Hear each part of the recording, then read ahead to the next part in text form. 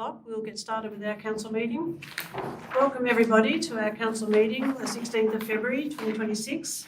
Welcome to members of the public. Welcome to, we haven't got a press member here yet, and welcome to our staff, as well as our councillors. Attendance, we have one apology. Councillor Brooks is an apology. Table of contents is as is. Acknowledgement of country. We acknowledge and pay our respects to the Tasmanian Aboriginal community as the traditional and original owners and continuing custodians of this land on which we gather today, and acknowledge elders past and present. Declarations of interest. Do you have any declarations of interest from any councillors?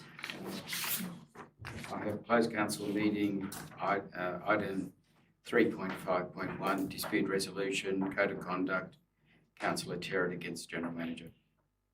Nobody else, that's all. Okay, thank you. Confirmation of the council meeting minutes from the 19th of January. Can I have a mover and a seconder, please? Councillor McCullough and Councillor Terrett. All those in favour? Against? Carried. Confirmation of the minutes of the special council meeting held the 9th of February 2026. I will move into second, Councillor McCullough and Councillor Goss. All those in favour? Against? Carried. The date of the next council meeting will be at 5 p.m. on Monday the 16th of March. Motions on notice by a councillor. We have one motion of notice around waste disposal voucher system, and we have as an officer's recommendation there that council supports the motion as proposed by Councillor Terrett and requests officers to prepare a report on the feasibility and cost of introducing a waste disposal voucher scheme for consideration as part of the 26-27 budget process. Councillor Terrett, do you wish to move that motion or yours? I wish to move the officer's recommendation. Yep. I'll second it. And Councillor Lambert is seconding. Councillor Terrett, do you wish to speak to it? Very quickly, council supported this in the past 2 years ago, and I think it is a worthwhile thing for council to look at as having a tip voucher. This is something that I think it is worth bringing up to the budget session, and that many other councils have tip vouchers. This council is one of the few that don't, and in fact, Leander has 6, I found out today. They've increased theirs. It's worth $7.20 each. The Launceston City Council has one, and they also do a hard waste collection for all residents at a payment of $15. We don't give, in the times of high cost of living, council needs to be very aware of what the costs involved, and encouraging people to use our tips is something that we really do need to take. Now, a lot of our people who go to tips travel a fair distance. I was only speaking to a gentleman the other day in Devington, and just to go to Evandale Tips, a round trip is about a 50-kilometre round trip to his property. It's quite a long way out. Assisting him in one way is certainly a way of doing that. It is something that I think we can return something back to residents, and I look for the council's support in supporting this recommendation. Councillor Lambert, do you wish to speak to it? Just quickly, I support the comments that Councillor Terrett has made. You know, we are in a cost of living crisis, and I think anything that we can do to help support our ratepayers is something that I think is worthwhile. But I think this is particularly worthwhile. Most councils are doing it now. We should be doing it too. So I welcome and look forward to the report coming back. So thank you. Any further discussion? Councillor Adams? Yes, I just caution that the trend is of all tiers of government is to try and bring down what we're putting in landfill, reduce waste, recycle, and move to those areas of manufacture, which is of material which is hard to move away from material which is hard to recycle. This is sort of there's a cost to this, there's a cost to the budget, therefore there's a cost to the rates. So make sure that when we come to budget consideration, that people give consideration to that, because people that move these motions don't always do that. So I just say caution is that's going against the trend to try to encourage people to recycle. Councillor Goss. Yeah, last year in the budget period, we discussed this a lot, and basically what it came down was that yes, we give a free tip pass, but we'd have to debate up to cover it. So I didn't support that because I thought that it needs to be. I don't think that's the way to go. But really great to see this year that maybe the officers can bring back that we can have that gift voucher, but not put up rates to do that. So I'm not sure how they're going to do that, but really interested to see that come along. But thank you. Councillor McCullough.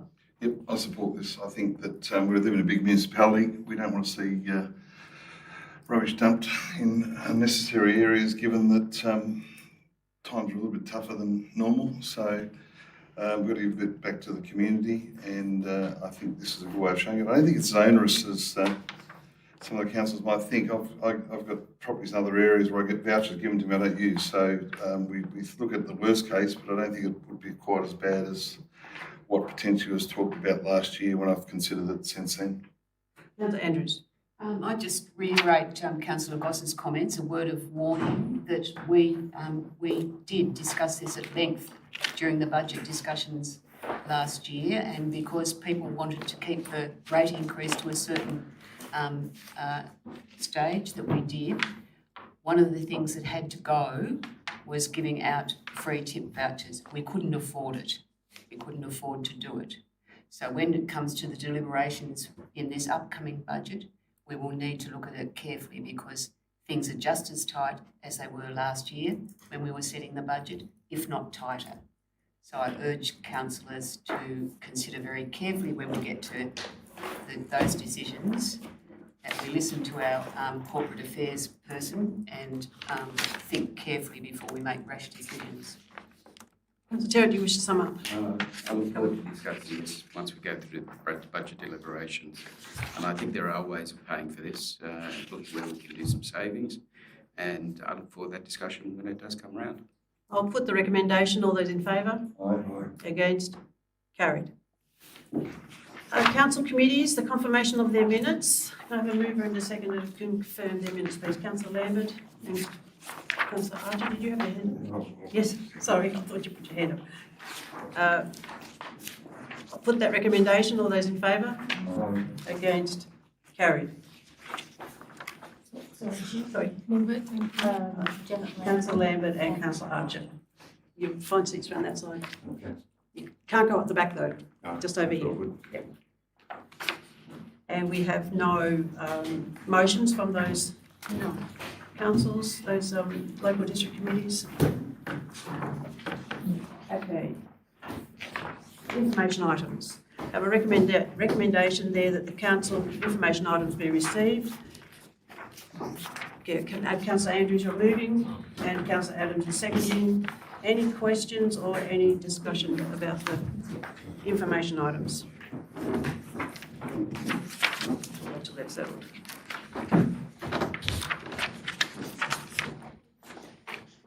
Any questions about information items from anybody?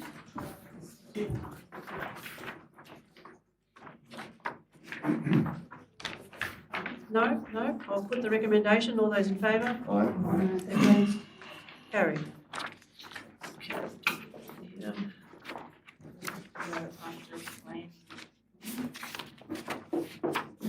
Oh, yeah, okay, good.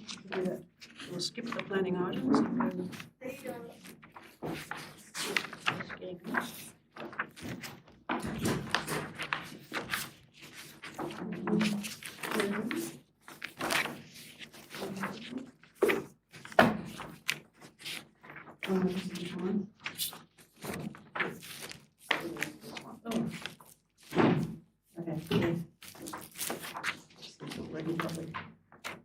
Okay, 13.1, the Development Services Monthly Report. Have a mover and a seconder, and then you can ask questions. Councillor Archer and Councillor Terrett, any questions about the monthly report? No? I'll put the motion, that they be accepted. All those in favour? Against? Carried. 13.2. My computer doesn't want to work. Yeah. 13.2 is a significant tree register endorsement. Yeah, I thought there might have been somebody in the gallery who wants to speak on that particular item. And you think there is, so we can defer that. Yes, okay. Do you wish that one too? You want to move a motion that we defer that item? Defer that until after. Yep, yeah, that's fine. I have a second to councillor McCullough. All those in favour of deferring? Against? Carried. So that's deferred. Thank you. After planning it. Yes, that'll be after planning. And I don't know if we have anyone here with questions about the brick trail. No, so we can go straight on to that one then.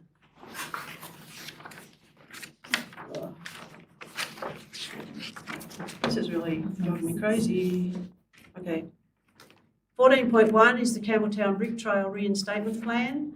There is a recommendation there that in accordance with Council Minute number 26016, A, Council endorses the Campbelltown Convict Brick Trail Reinstatement Plan for Stage 1, and B, Council endorses the Campbelltown Convict Brick Trail Plan for Stage 2, subject to 1, public consultation and approvals of the proposed Campbelltown Streetscape Stage 2 upgrades. Councillor McCullough is moving. I have a seconder. Councillor Terrett. Councillor McCullough, do you wish to speak to it? Yeah, I think this convict trail matter has been going for a few months, and I think council have done a really good job of positioning themselves to show the community that we've actually listened to what they've said on that matter. In stage 2, when Trent brought it to council last week, the workshop, we took a situation to take it out to the public, and that's already been well received from what I've seen. I put it on my Facebook page today, or really yesterday or something, and there's already been some constructive comments, and it's certainly getting through the community. So I think our new way of doing things, or potentially putting it out there in the public arena in a number of ways, as opposed to the previous way, has been good, and I think the community are interacting, and I think it's been well received, and I think we got a lot of positive feedback from it prior to it going to DA. Councillor Terrett, do you wish to speak? Just had a question in relation to stage 2. When will that be likely to be put out to the community to bring input, and also what type of format would it be in? I'll just pass it over to our project officer. He's been responsible for that. So after tonight's decision on the concrete brick trail, it'll go out as soon as possible. So in the coming weeks, it'll go out to a community drop-in session at the Campbelltown Recreation Ground. Also go out on our website and also Facebook for consultation. And they'll come back to officers and for councillors to listen to the feedback, incorporate those the feedback, and then it'll go out to the DA application stage, which will also have a 2-week representation to the public through that stage as well. And once that's finalised, if the DA goes through, it will then be out to tender. So in other words, very simple. Councillor Adams, Councillor Goss. With related to the issue of there's some legality around these bricks, and we need to make sure that we, that as council, that council owns the bricks. There's always been some issues with this because it wasn't done by council. There's issues of driveways, people's driveways. There's also slip opportunities for people to slip on maybe unsafe ones.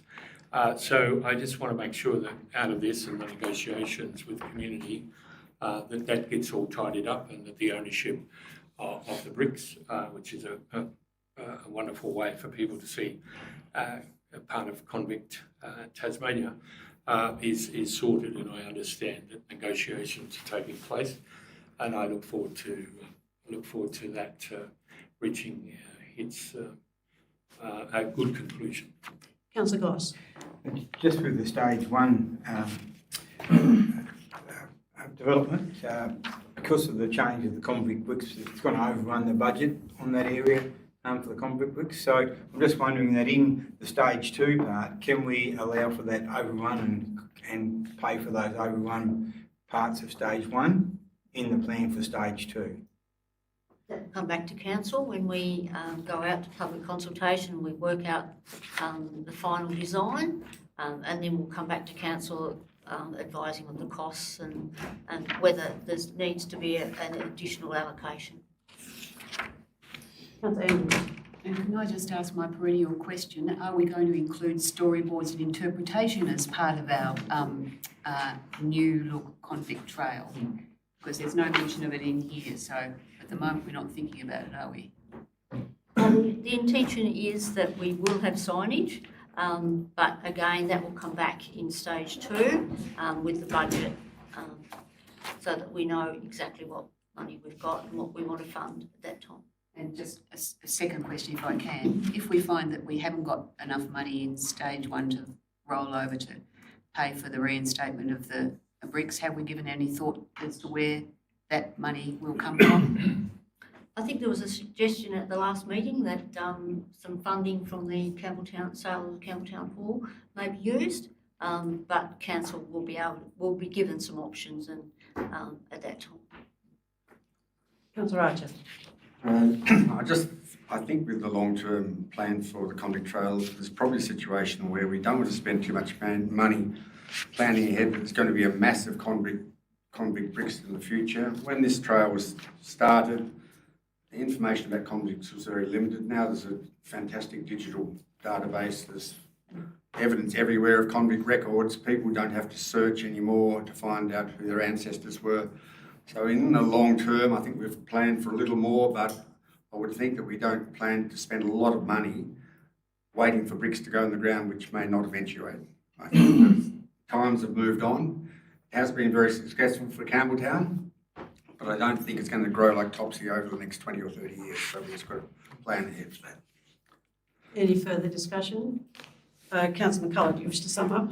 No, I just think it's a really positive thing. It's come out really well in the last few months, and I think we might be surprised how successful it may well be. I was quite surprised when I got the feedback from the community of Campbelltown how much interest there is nationally, internationally, and others. So I think it's a great thing for the Campbelltown community, and it's certainly greater than I thought. So fully supporting this.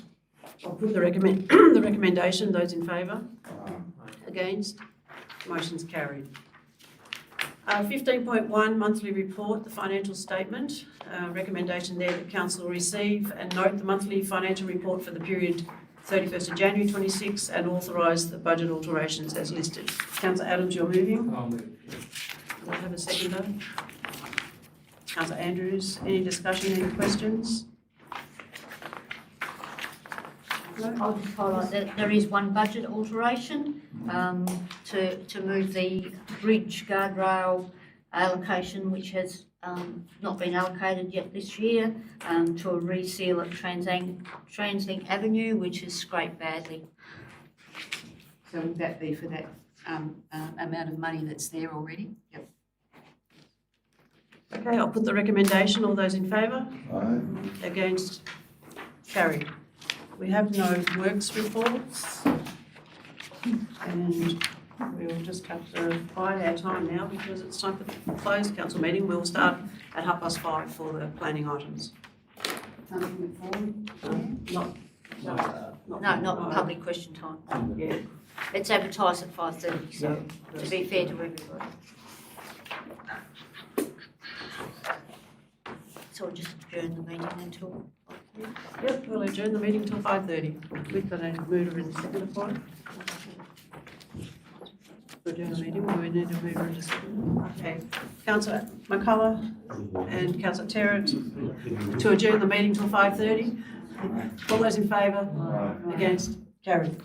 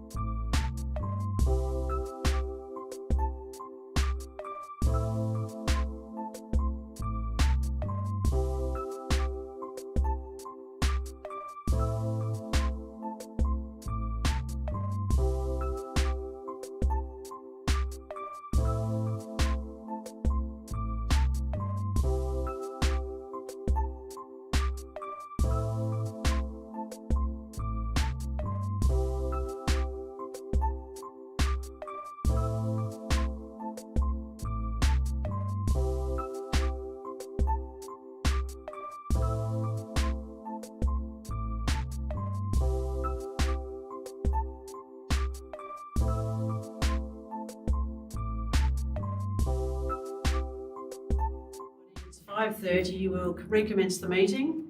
Welcome to the members of the public to public question time. Can I ask that everybody has their phone on silent, please? Anyone who wishes to ask a question, whether it's public question time or in the plan for the planning items, you will have 3 minutes to speak, and you just need to state your name and the town where you live. So it's public question time. Has anybody from the members of the public got a question about something that's not related to our planning items? Yes. Hello, Barry Lawson's my name. I'm from Evandale, and I'm wanting to talk about the significant trees. I looked at the agenda and the attachments, and I'm sort of a little bit bamboozled that Evandale hasn't got as many significant trees as I expected. And a case in point, there's a picture of a plane tree and an oak tree on Barclay Street at the information centre. It fails to mention 2 Atlas cedars that are exactly the same alignment. And there's another oak tree slightly inside the boundary of the info centre, and they're all being planted in Empire Day or Arbor Days by children of the school. We have also got some history details for the Atlas cedars, but that's just one case in point. There's trees that are mentioned that are sort of on the footpath or stemly in a property, like right on the fence line. And the idea was we need to protect these because of street widening, and yet there are other trees in the exact same circumstance that aren't in that list. So I could be barking up the wrong tree here because I don't know what the procedure is further on. These may be recognised in due course, but I'd just like to point out that there's a couple of things that I thought should have been in the list. There's just one other mistake too. There's one oak tree on Cambok, and it sort of says it's remnants of Marananga. Actually, there's 2 oak trees, but both that were associated with Cambok House and were fairly old trees. So they both probably should be in there. And I just mentioned that they weren't from Marananga, they were from Cambok. That's all I wanted to say. I also have provided a report on significant trees. There's a lot of that sort of data is in there, and if you wanted to contact me to talk about these things, I'd be happy to be involved. Thank you. Thank you very much, and can you make sure anything that's been missed is actually sent to the council so it can be updated? That'd be brilliant. Thank you. Is there any other members of the community who wish to ask a question about something that's not related to a planning item? No? Okay, we'll move into planning. Councillor Lambert and Councillor Goss. All those in favour? Against? Carried. Okay, now is there any member of the public who wishes to speak about Planning 1, which is 109 Deddington Road, Deddington, Nile Road, Evandale, a land application for reuse liquid waste? Yeah. You just stand and you've got 3 minutes to speak. Thank you very much. Tell us your name and your town. My name is Phil Wood. I actually live in Melbourne, but I'm representing Chris and Shelley Hocker tonight, who are farmers in Bariga, which is next door to Red Hills on the Nile Road. So, up front, I want to make the point clear that they are in favour, very much in favour, in fact, of recycling of industrial waste or food waste onto land, where that is beneficial to the land. I've got a background in biosolids, so I can actually support that. They want to make it clear that they're not opposing this proposal.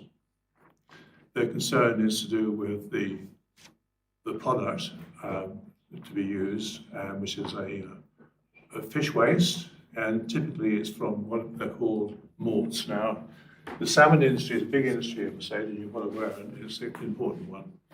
But they've been assailed over the last few years by a very nasty little bug called Pisca rickettsia salmonid, and it's somewhere between a bacterium and a virus, and it attacks salmonids, that is salmon, trout, those sorts of things, and it's usually fatal. It's caused around about $700 million a year damage in Chile. And we didn't have it in Australia, and now we do. And it's obviously causing some grief. So, the problem with dead salmon, if they've been treated with a new antibiotic, which is fluorophenocal, which has been used by the two salmon farmers in the south, particularly in the Doncaster Channel and Storm Bay. It has a long residence time. Now, the government has come up with what is called a notice. It was put out in January, and it requires salmon which have been treated with fluorphenicol in the pens to be quarantined for a period of time before they can be killed and harvested after the antibiotic is applied. The problem with antibiotic, of course, is it's actually affecting wild fisheries as well, outside the pens. That's fine, so it's 300, around about 3 weeks quarantine period.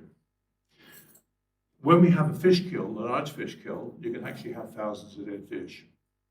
And the question is, will the same application, the same principles apply to the dead fish as apply to the live fish?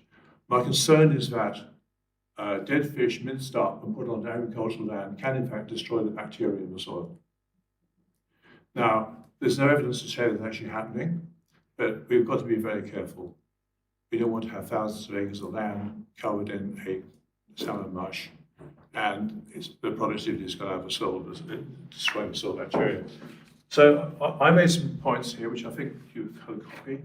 Yes, first a copy. Right, good. Okay, well, I won't go into integrate that, but what I want to say with Chris and Shelley is they're concerned about their property being next door to red banks, and they're concerned about possible carryover of material in the wind, the dust, which is a serious problem there, onto their property or from water. Is that my time up?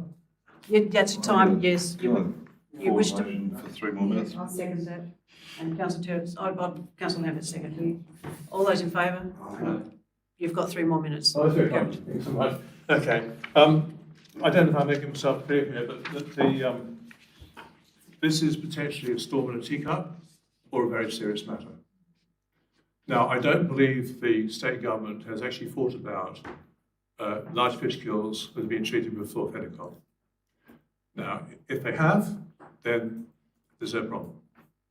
If they have not, and this material is mashed up, put onto the land, then it's probably quite a serious problem. The antibiotic is active for around about 30 days after treatment. And going into the soil, it will actually damage the soil structure. It's pretty permanent. So you've got a submission from us. The cockers are concerned about the dust, but they are concerned about this thing in a holistic sort of sense for the whole state. We need to be very, very aware of this problem. And the salmon industry is going to be here for a long time, and they're going to have to keep on using antibiotics now because now we have this rickettsial here in the waters. I'm not sure how widespread it actually is. I don't think it's in the Huon. It certainly is in the Doncaster Channel and Storm Bay. I don't think it's in the Tamar, but it's likely to spread. I'm really happy to answer any questions if you have any. Any councillors got any questions? Yeah, I'll just Councillor Goss. ask a gentleman a question. Just that we've had some fish kills in Tasmania, in recent times. Have those fish been, to your knowledge, have they been put into other properties around Tasmania? No, I don't think so. I think this is recent. The permission to use fluorphenicol was in January this year. Now, last year they had a massive fish kill the first part of the year. I think it's probably 20,000 fish died or something like that. It's huge. And they just minced up and put it onto farmland, one presumes. There is actually a rendering plant at Tribunna. It's a small one that can deal with some fish. But if you have a large fish kill, you've got to do something with them straight away. And you actually sort of like masses of dead fish. It's sort of truckloads of these fish that are sort of got to be dealt with. So, prior to the use of fluorphenicol, this issue wouldn't probably arise. And it may not arise now. If the government was willing to put the same provision to dead fish, this is morts, that they put onto live fish being treated with fluorphenicol, the problem will probably go away. But I'm concerned for the contractor who might be carrying stuff onto land. I'm concerned for the farmers. And I'm concerned for the state as a whole. Thank you very much, Mr Wood. Is there anybody else who wishes to speak either for or against planning one? We can have two people speak for a topic or two against. So is there somebody else who wishes to speak on planning one? No? Okay, we'll move to planning two. Planning two is the reconsideration of the proposed amendment 14/2024 to rezone 4 Ridgeside Lane, 38 Arthur Street, 95 Logan Road and part of 211 Logan Road, Evandale, and apply a modified Evandale specific site area plan to the land. So is there anybody who wishes to speak for and or against? Have 2 for and 2 against. Yes, certainly. You can go first. Yes. Yeah. Yes. Speak for. Yes. Yes. My name is Bob Strawn. I live in Russell Street, Evandale. Firstly, I'd like to commend the Acting General Manager for engaging as part of this reconsideration an independent consultant to objectively assess the Traders in Purple proposal against the relevant policy and legislative criteria. And that consultant's report forms the basis of the agenda item put before councillors tonight. A little bit of background. On the 22nd of July last year, 145 residents attended a council-sponsored information session. At that session, 117 or 81% of the attendees signed a petition that the proposed draft amendment should not proceed. Community submissions on the proposal were sought by council between the 12th of July and 4th of August last year.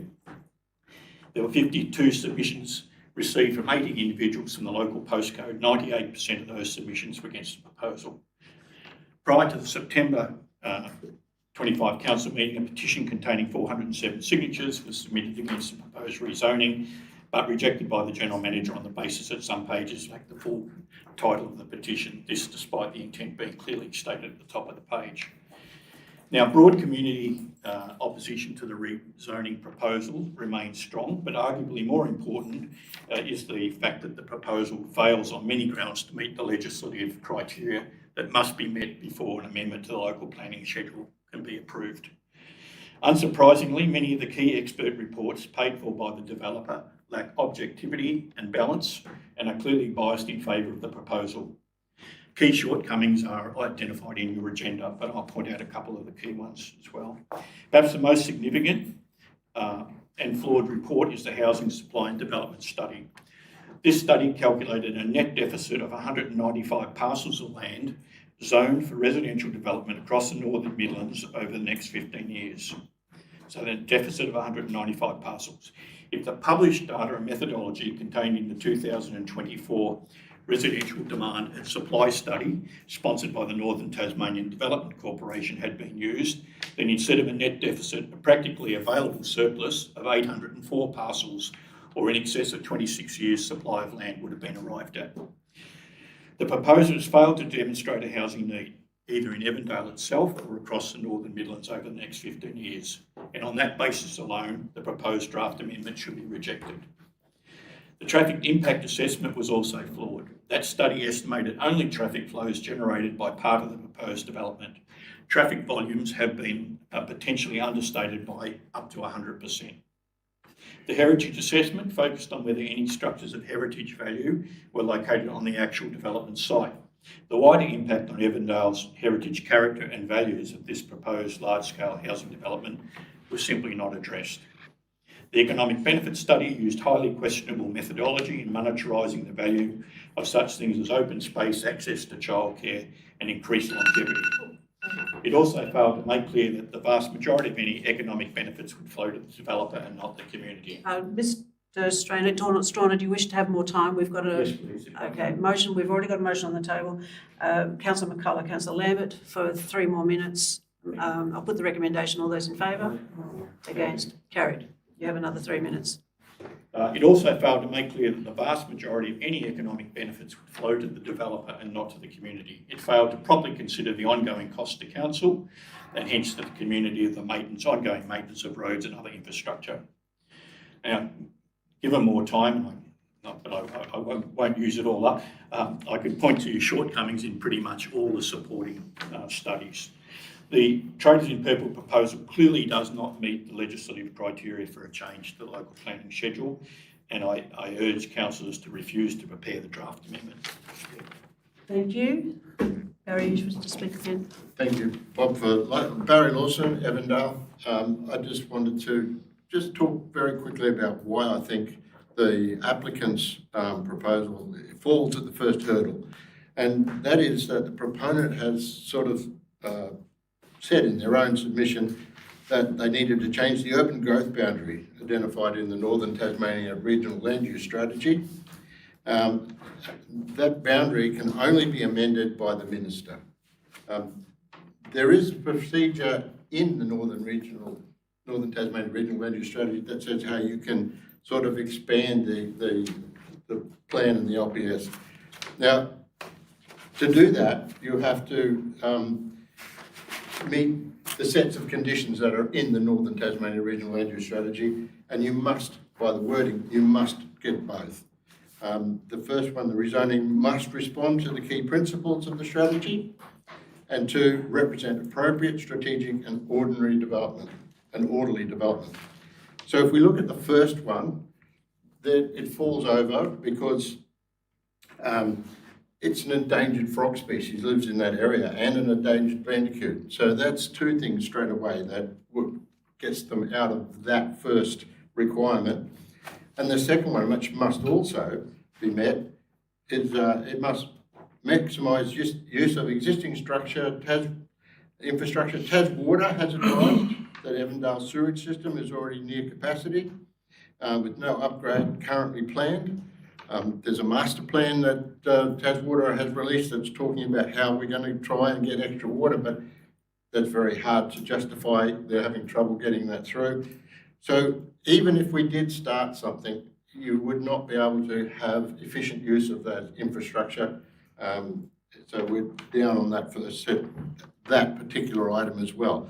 So given that you needed to do both of these things to amend the Northern Tasmania Regional Land Use Strategy, then they fail that and therefore cannot submit that application. And I don't see that being well documented in the papers that we had presented to us. Thank you. Thank you. Is there anyone else who wishes to speak on planning 2? All right, well, we've already moved into planning. So planning 1, 109. Do you mind if I got your copies so we can put it as an attachment in the minutes?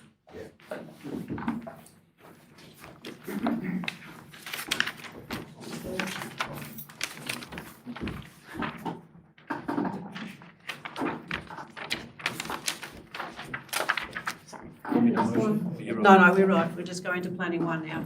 109 Deddington Road, Deddington, and 372 Nile Road, Evandale, a land application for reuse of liquid waste. And there's a recommendation there that the application planning 250243 to develop and use the land at 109 Deddington Road, Deddington, and 372 Nile Road, Evandale for land application reuse liquid waste, be approved subject to conditions. Do we have a mover and a seconder for a recommendation, please? Councillor Terrett? The recommendation that's there, yes? Seconder, please? Councillor Councillor Archer and Councillor Archer. Cool, thank you. Councillor Terrett, do you wish to speak to it?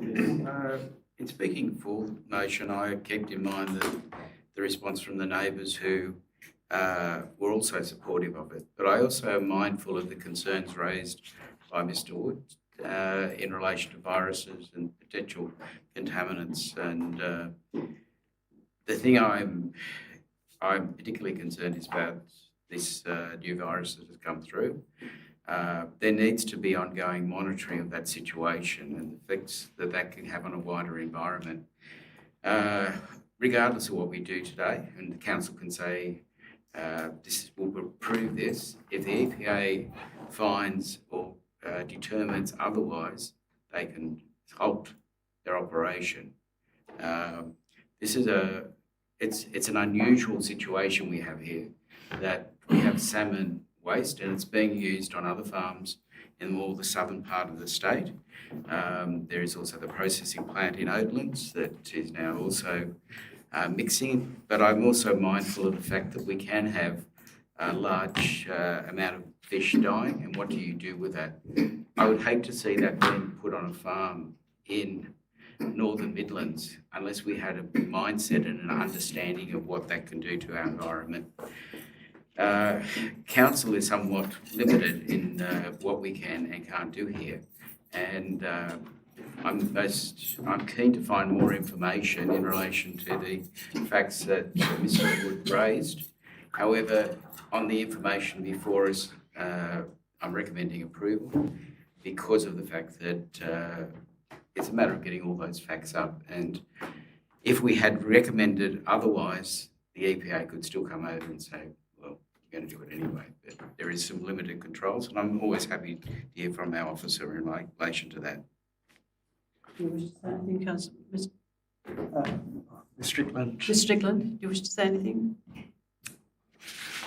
When it comes to the regulation of the proposed activity, Council's planning authority, I think would be fair to say, would have a very limited role in what it was enforcing.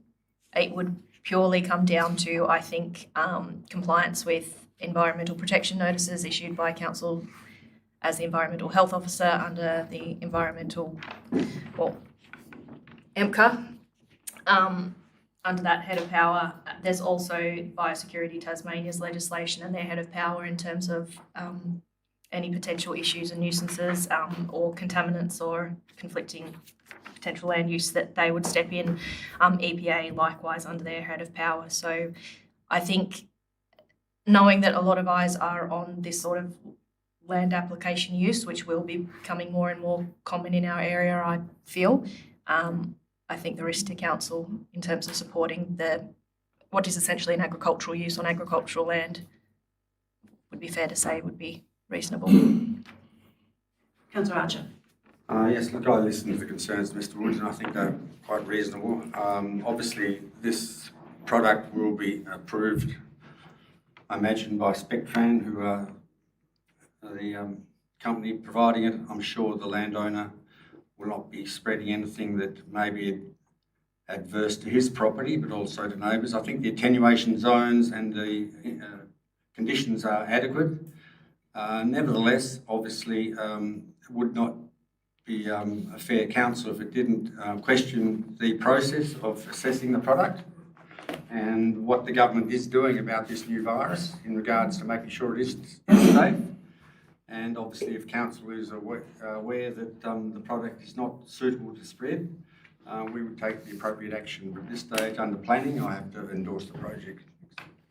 Councillor Andrews. Can I ask planning officers or the acting general manager or both, can we put, considering the comments from Mr. Wood, can we put a note or a request in there somewhere that we find out if the government has in fact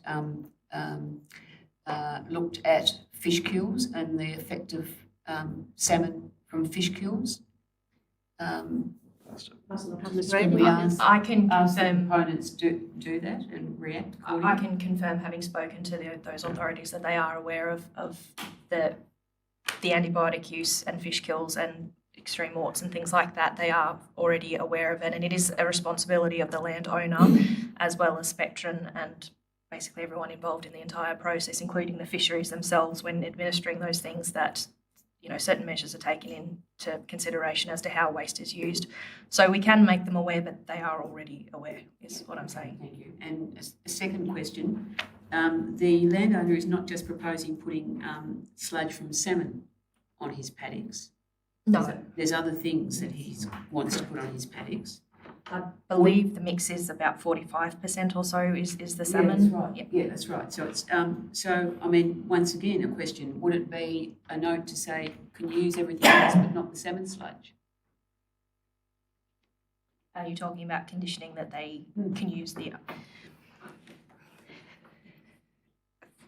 Theoretically, the planning authority could propose to do that, but in terms of justifying that through grounds of appeal, I'm not sure where council would stand on that, in the sense that it's my assessment that the performance criteria that this application is being tested against has been met by the applicant's application of certain buffer areas and things like that. In my professional opinion, I don't believe it's necessary to do that. There are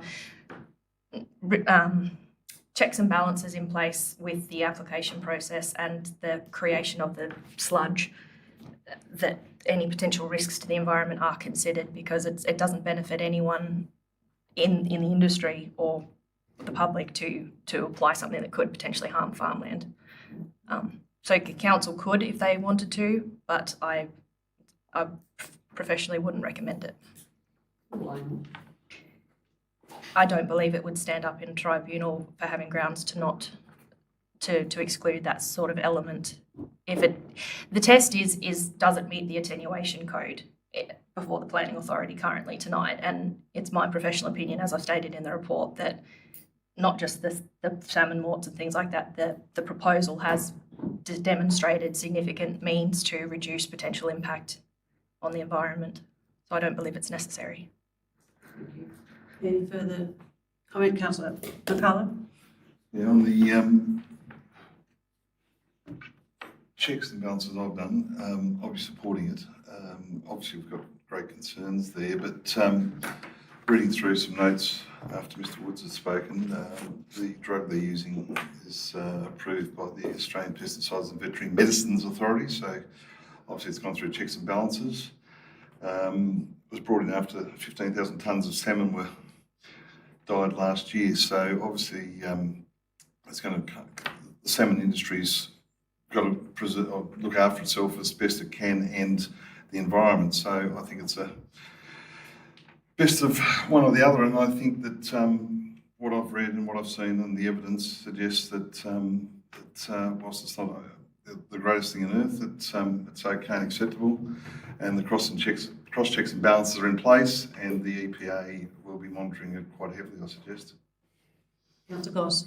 Yeah, I'm just looking at Google Maps on the phone, and there's a lot of Evandale people, and that's not a bad way to talk about actually.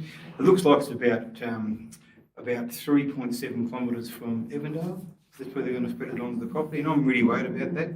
It's at 372 Nile Road, so I'm making that assumption. I'm not sure if it's 3.72 miles or 3.72 kilometres, but it's just along Nile Road. It's not halfway the Nile. It's closer to Evandale than what it is to Nile. I'm really concerned about the people in that area where the wind blows directly from the south.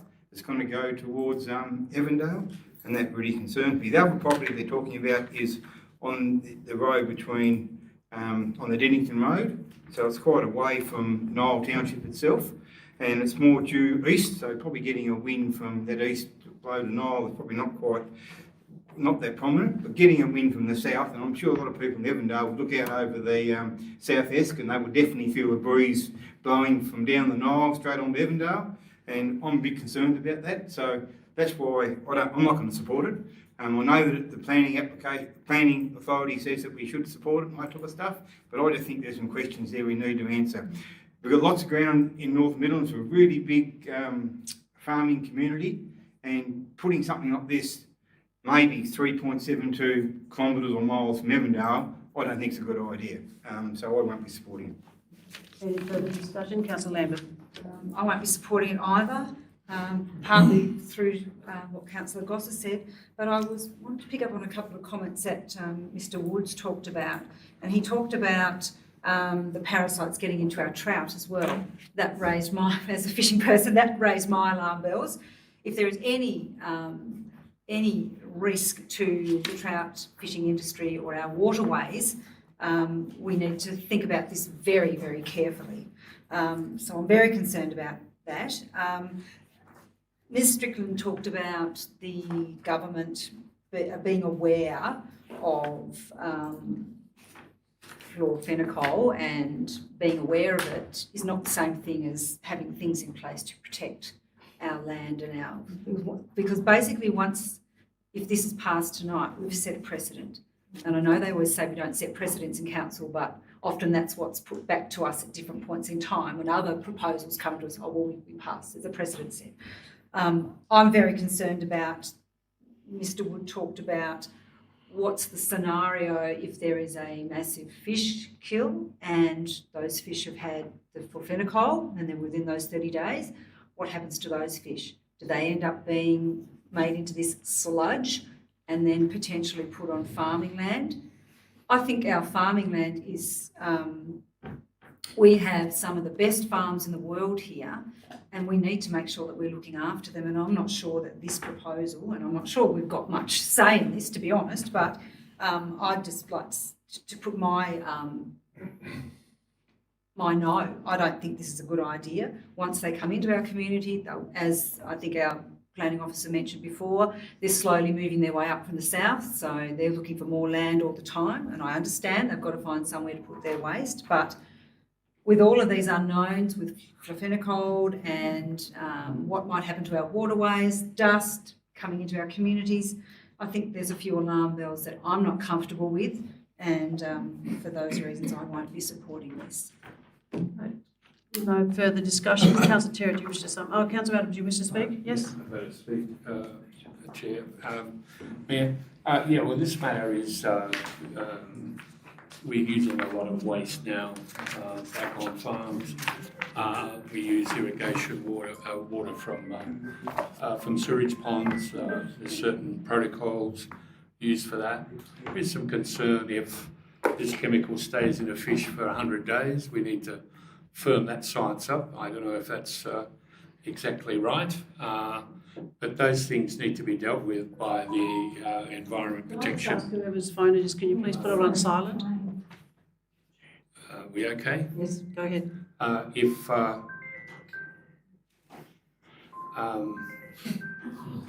Might be best just to turn it off.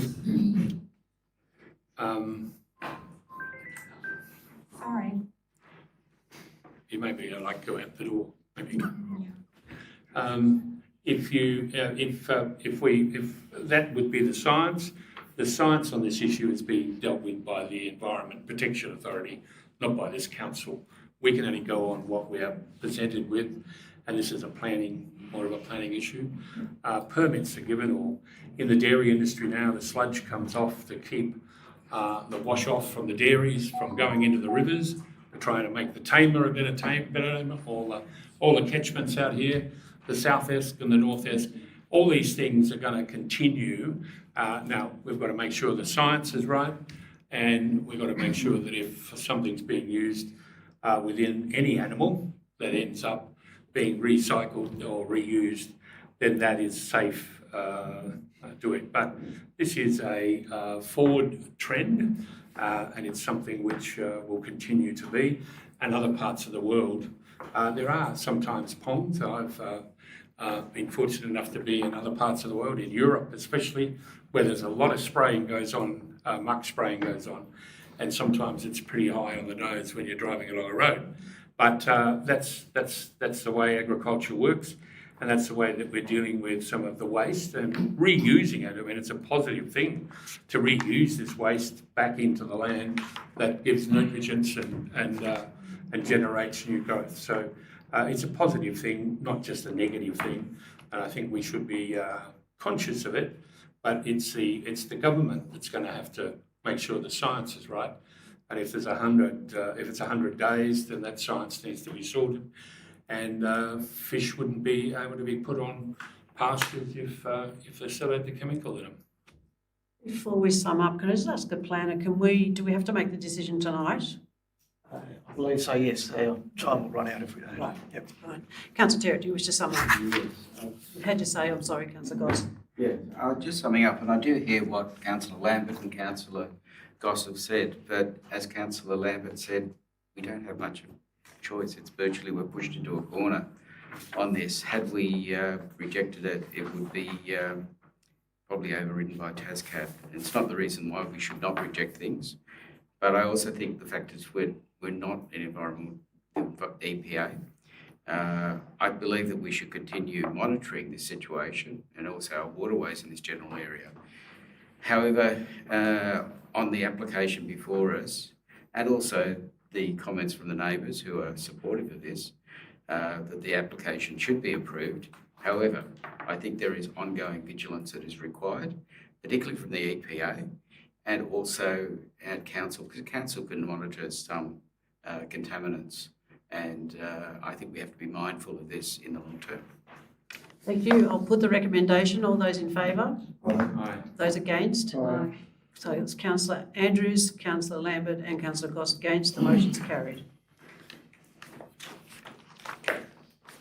Okay, planning 2, reconsideration of the proposed amendment 14/2024, rezone 4 Ridgeside Lane, 38 Arthur Street, 95 Logan Road and part of 211 Logan Road, Evandale, and apply for a modified Evandale specific area plan to the land. And we have a recommendation there that pursuant to section 38(2)B of the Land Use Planning Approvals Act 1993, that the Planning Authority refuses to prepare a draft amendment 14/2024, the proposal to the Northern Midlands Local Provision Schedule, having consideration to the LBS criteria as follows. And you're going to move that, Councillor Goss is moving and Councillor Terrett is seconding. Councillor Goss. Yeah, just that we've already looked at this before and we voted to refuse it, and we continue, hopefully people can continue to refuse that. We've heard the community tonight, some really valid points, and they've been solid all the way through our argument about this, and I just think we need to refuse it again, so. Councillor Terrett. Yes, just speaking for the refusal, it's disappointing that it's had to come back here, and the reason it's here, it's from the Planning Commission. I think Council made its opinion very clearly known on our refusal last time. This, having a consultant who has gone through the reasons for rejecting this application is extremely important, and often the advice we get is twice as important for the Council to make opinions. The appointment of a consultant who has gone through each of the points and highlights some of the deficiencies of this application are extremely insightful, because the information received sometimes were not consistent with what the information we should know. But I believe the Council should continue to refuse this application. One of the most important things about being a council is listening to our community. And this is an example of where we should be listening to our community and where they want the local community to go. I think this has been a lesson. Councillor Lambert raised, this is probably one of the most informed and vocal objections to a development application this council has had. And I thank the people in Evandale for making their opinion very clear. And as a councillor, I'll take that into consideration and take that to heart. Any further discussion? Councillor Andrews. Yes, I'm supporting this motion. I agree with what's been said around the table. But I also want to say to the people of Evandale, you've knocked this one back, we've knocked this one back on your behalf. But please be aware of planning for the future of Evandale. Evandale's population is shrinking. You have a school which hasn't got enough students and it faces closure. You have services shutting down because the population is not there to support them. We will get to a stage in Evandale, if there's no development, if you knocked back all development, where you'll have no services and you'll all have to get in your cars and go somewhere else to get petrol and medical care and education and all those things that make living in a village or a town valuable and worthwhile. So yes, I'll go ahead and support this one today, but please be mindful not to knock down or knock back all development at Evandale. You need some kind of development at some stage to stay alive as a village and a place to live. Councillor Archer. I'll just make a quick comment that in the planning's legislation, one of the arguments is about agricultural land and the use of agricultural land. The weakness in planning laws at this stage is on the old classification of land, class 1, 2 and 3 was considered prime agricultural land. But now class 4 land, which is often next to residential areas, now with the advent of water and certain crops are considered to be prime agricultural land. So as part of this process, I think council should move through the planning process to change that issue, so that good quality class 4 land in irrigatable areas, like the North Esk irrigation scheme, can be more highly valued than it is at this stage. I support the project because I think its scale is too big for the time. I don't think the need is there. But also agree with Councillor Andrews that we can't keep on having these big discussions, putting councillors under pressure without proper planning. And the growth of the municipality, Northern Midlands municipality, is putting pressure on all towns for housing. And obviously all those towns need to be involved in the planning of that housing, because it will come, I assure you, it will come. Councillor McCullough. Yeah, I won't support the growth of, or the subdivision plan or the rezoning of this. I think it's a little bit of overkill. From the statistics we were given, there was 84 blocks available for the next, still over there, zoned residential. My research tells me 17.8 sales per year the last 10 years in that demographic, so there's 5-year supply. They need to probably tone it down a little bit and come back and see us later on down the track, I think. So I won't be supporting it. Any further? Councillor Adams? Yes, I've always opposed this. I also think the roading is an incredible process that hasn't been dealt with, and there's nothing before to rezone, and then we'll sort out the roading and all those capers. Those things are not good. So I will be opposing and continuing to oppose this. Did you wish to speak, Councillor Herbert? Yeah, look, I just agree with everything that's been said. I oppose as well, and I think the other point that probably needs to be brought up is the sewerage and the capacity for sewerage. With that, this will put enormous pressure on the Evandale sewerage, and there's no plans for that to be addressed within this or from Tas Water into the future. So I think there'll be massive issues there, but everything else has been said that I want to say. So that's all I wanted to just move. Thank you. Now, before I ask Councillor Goss to sum up, I'd like to say a few words. So can I ask Deputy Mayor to take the chair, please?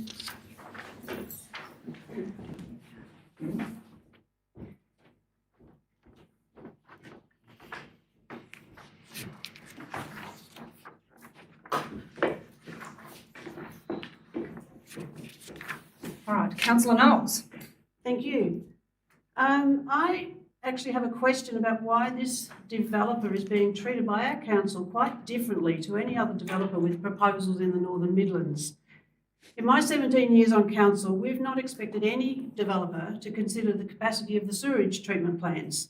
That's Tas Water's responsibility. We've not expected a developer to provide a bypass road around a town, way beyond the expectation to provide appropriate access to homes. We've not used low aircraft noise to stop other developments in Evandale. All of Evandale is exposed to low aircraft noise. The dropping population statistics in Evandale is an issue for the viability of the school. We should be encouraging development that will bring families. Tasmania has the oldest demographic in Australia. Evandale has one of the oldest demographics in Tasmania. Surely we should be forward-thinking in changing these statistics and encouraging families with children so the community is sustainable. In the report, there's a comment about no employment in or around Evandale. What about the thousands of jobs at Translink 5 minutes away? And the expansion of Translink will mean more jobs. The flawed arguments designed to stop this development should now be used to halt all other new developments. This developer seems to be singled out, and I don't believe this is fair. Yes, we need to be listening to the community, but trucks travelling through an historic village is not an argument, as this is a lawful activity, so it can't be used. We cannot say no just because the community don't like an idea. Those who put in representations will have the ability to state their cases to the Commission if we did agree to let this proposal follow due process and allow the amendment to proceed to the Planning Commission. Thank you. Thanks, Deputy.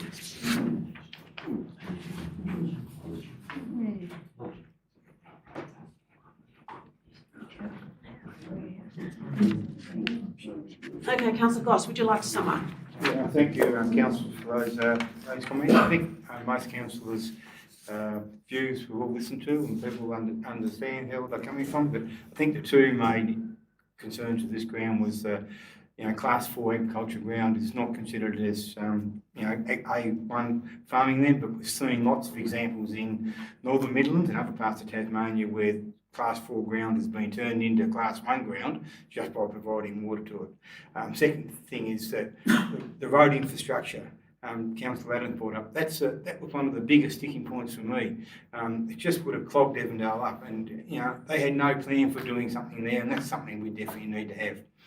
I'd just like to put the motion as it is, and hopefully council will support that. Okay, I'll put the recommendation. All those in favour? Aye. Against? It's only myself. Okay, the motion's carried. We are going to now be moving to closed council, are we? Significant trees. Oh, significant trees, beg your pardon, sorry. Yes. We have indeed. Okay, Councillor McCullough, you're moving the recommendation? And it's 13.2. Just to make the note there that that recommendation has two parts, and so to make sure that that is clear in terms of which part of the recommendation you're actually... Oh yes, sorry, before we start, we should move out of planning. Thank you. Councillor Goss and Councillor Lambert. All those in favour? Against? Carried. Now we need to listen to our officer before we'll have a mover and a seconder for the trees. So we've got Councillor McCullough moving, and I have a seconder, and Councillor Adams is seconding. Now can we have our officer speak before we start discussion? I just was making a note that the recommendation's in two parts, and so just to clarify which part of the recommendation. I think after discussions last week, we should probably go to two, shouldn't we? Because they're the ones that you were dubious about. Yeah, and we can always add them later. Yeah, so certainly, yes, council discuss this. I'll be recommending motion number 2. So this is something that our officers brought to the table. It's a really good thing for the municipality.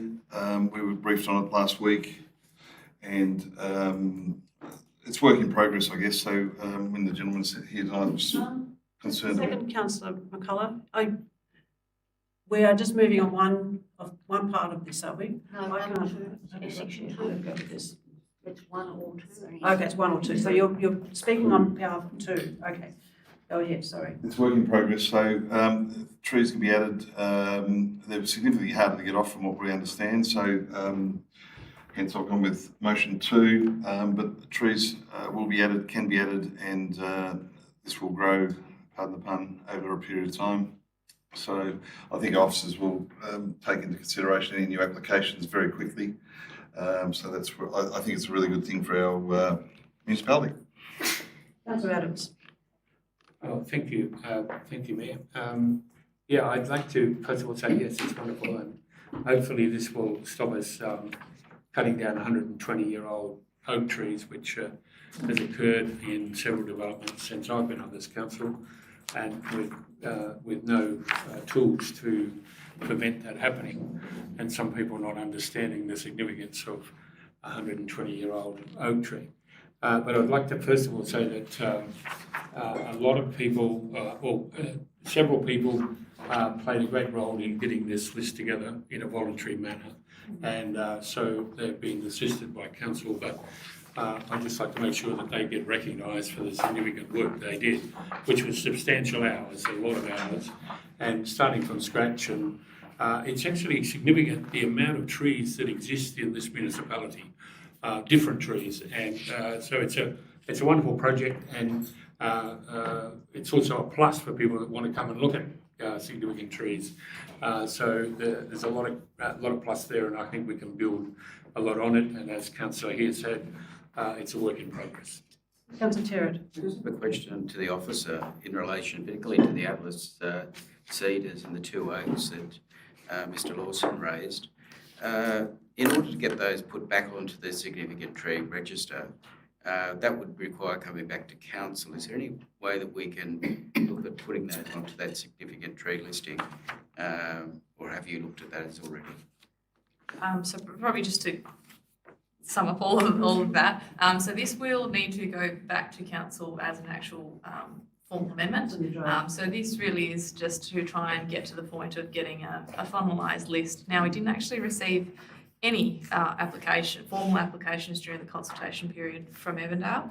Mr Lawson provided his private research, which obviously outlined, the history behind a number of trees, but there was none actually formally nominated, and so any of those that are included as a result of that. Obviously, if there are any others that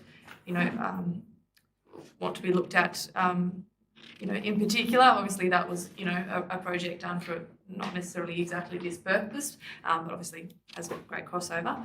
But yes, I'm obviously happy to look at any others that would be suitable for inclusion, and that could form part of the amendment application. Can I just ask the application forms to submit those? They're quite freely available on our website. Yes, certainly, I can make those available. Councillor Andrews. I want to thank the council officer who's undertaken this huge amount of work to put all this together. The response to this from the community has been outstanding. As Councillor Adams said, a few individuals in various places have spent a huge amount of time and effort to nominate the trees that we see before us. It's obviously touched a nerve. It's something that our community has really responded to, including the school children. And I want to thank the community for that response. It's obviously something that you are looking to your council to do. I want to thank the staff for the sterling effort that has been made to put it all together. But I'd also like to ask that there is some sort of response to the people who've nominated trees. There aren't very many of them. They were a fairly small group. If council can go back and let them know what's happening, what's the next process, so they're kept informed and thanked for their contribution. And I also think that we should be telling the world what a wonderful lot of trees we've got in Northern Midlands and how we are looking after them. So I urge council to be putting out press releases and organising stories as a result of all of this. I'll get you Councillor Goss in a second. I'd just like to add to that. And we need to be thanking the students who put in applications, even though the Education Department didn't support them. Yes, exactly. Councillor Goss. Yeah, just I want to talk about the Education Department. In our report, the Education Department knocked back some trees at Cressy School, some trees at Longford School, which are really old, significant trees. And some the student nominated and some the community nominated. What I think, can I say to the department, the officers of the department knocked it back, I think we should take those trees and those things to the minister and talk to the minister about those and see if those can include on the register. Some of those trees are really significant, especially the ones in Longford and Cressy. I'm not sure about the other townships, but those two definitely are. Those trees, there's more than 2 trees, there's about a couple of Cressy at least and a couple of Longford. I think we should try politically, see if we can get a response to support putting those trees on the register, especially when the students nominate them, came from the school and the schools refused them. I just don't know if that's the right thing to, that we should just put a line through and say, okay, let's accept the Education Department's ruling on that. I think we should go back and talk to the minister, and hopefully our community can talk to the minister as well about it, because he might listen to the council, but he might listen to plenty of people in the community if they speak up against that. So that's all I'd like to say. I'm not sure if we need a motion, that added to the motion, that we put that to the minister, or put that to the Perhaps if I could just speak to that. So based on sort of discussions following on from the workshop, so I have kept those trees that were nominated on the list, despite the department's objection. But obviously they will have a chance to provide, be part of that amendment process, and because that will have a public experience. Can we write to the minister then and make him aware of it? Because he may not be even aware of what happened. Taken a note. Yes. Councillor Lambert. I was going to bring up exactly the same point, that we should make sure those trees stay on the register and fight for them, for all of those reasons. Councillor Archer. I've got a question for the officer. Option 1 here is slightly different to option 2, and option 2 include a draft local historic landscape precinct. Considering the perhaps urgency of getting some of these trees and the laws in place to protect those trees, what is the difference in timing with us having to prepare a local historic landscape precinct? Is that going to delay the process? No, I had intended to put it all through on the one amendment. Hopefully the Commission is accepting of that, given that it's all, comes from the same sort of source. But yeah, the intention is that will all go through. Obviously, if there are hearings that take place that relate to specific trees, that could potentially delay the process, but there's no saying that we wouldn't get objections in to that also. So it's hard to say, really. I mean, amendments are, in their very nature, tend to be sort of long, drawn-out processes. But yeah, it would potentially be an option to split the two, to put in local historic landscape precinct as a separate amendment. You finished, Councillor Archer? Yes, I'll think about that one. Well, just have one clarifying question for the officer. Yes, and I'd like to ask a question as well. Councillor Goss. In there, it's got 109 Main Street, Cressy. That's going to be removed from the list. That's the one at the school, though, I think. No, so that was that claret ash. So the other couple of oaks that you had mentioned at the workshop, I kept those in the list. And so they are, yeah, they're the only ones. The school, 109? No, the schools. I thought the school was 109, It 111. was at the back of the block, wasn't It's got the species there just below it. So 109 was a claret ash, so it's just a residential It's not block. at the school. No. No. And I had a question in relation to what Councillor Archer was talking about, the local historic landscape precinct for the entrance of Longford. Would that include the poplars leading up to the entrance and the trees once you come into the entrance, the trees on the left-hand side? So if you read the report, there's a draft area outlined, which basically would encompass the area which was the kind of original entrance route into Longford, but wouldn't include the poplars. Okay. But they are separately included as a nomination.